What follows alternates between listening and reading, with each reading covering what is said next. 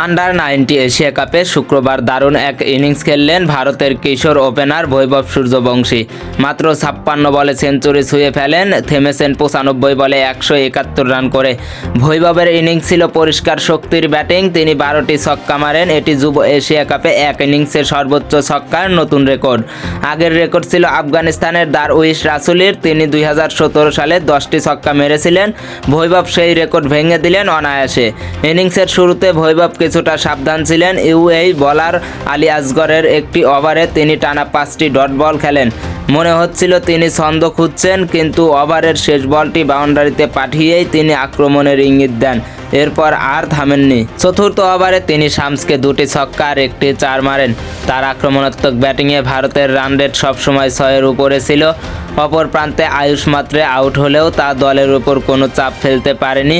বৈভব নিজের ইনিংস দিয়ে সেই সময়টুকুও সামলে নেন। যেভাবে এগোচ্ছিলেন তাতে মনে হচ্ছিল যুব ওয়ানডেতে ভারতের সর্বোচ্চ রানের রেকর্ডটাও বুঝি ভেঙে দেবেন।